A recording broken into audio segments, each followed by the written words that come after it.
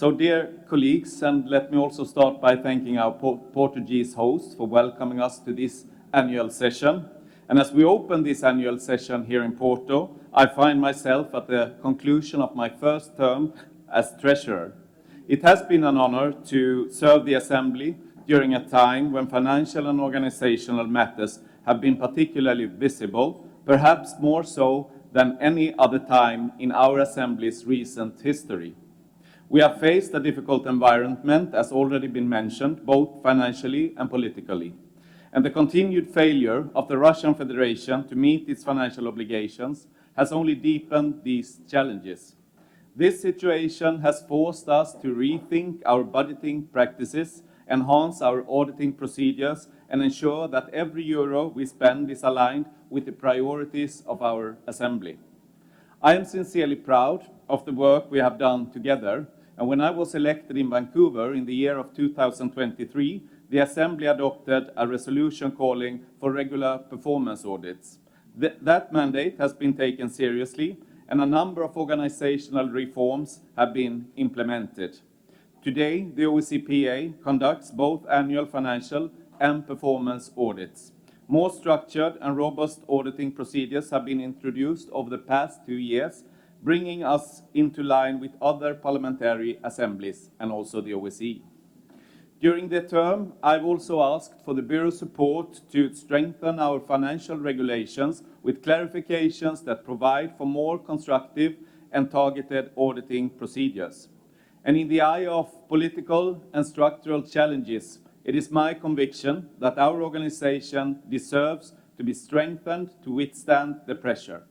And the OSCE Parliamentary Assembly is being strengthened by enhanced transparency, openness, and accountability in our operations. But let us be honest, dear comrades. Even with these reforms, we cannot avoid the structural problems caused by the non-payment of assessed contributions. Over the past 3 years, the Russian Federation has failed to pay a cumulative amount of more than 760,000 euros. These funds are not symbolic, they are essential to our work. They support our staff, our meetings, our missions, and ultimately our ability to fulfill the democratic oversight function that is the core of this Assembly. This financial pressure has forced us to rely more heavily on our reserves, and the depletion of our reserves poses a real risk to our long-term financial stability.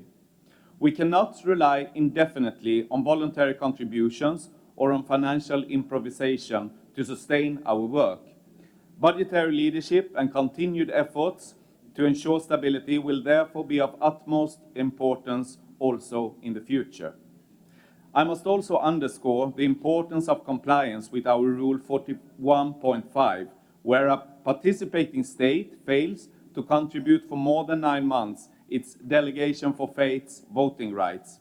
And this rule is not merely a procedural formality, it's a measure designed to protect the integrity of this institution.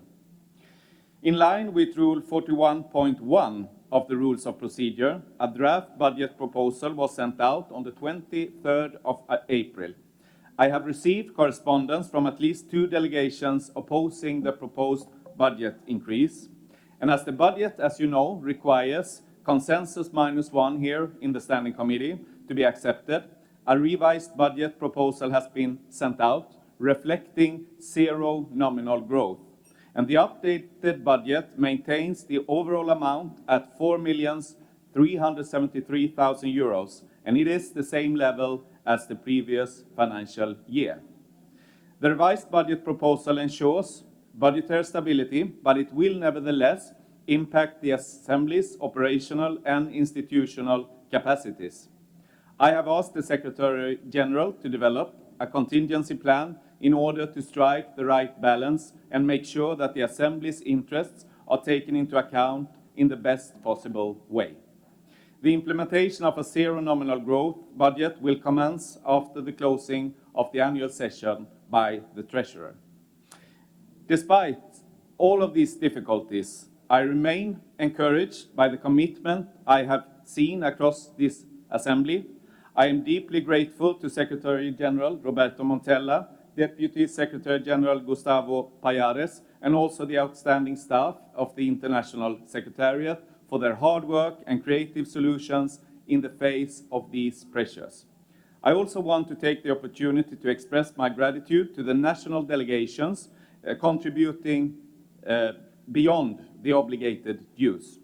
Your contributions to the Assembly are invaluable, whether it is additional financial support, secondment of staff, or by hosting the Assembly's meetings and events.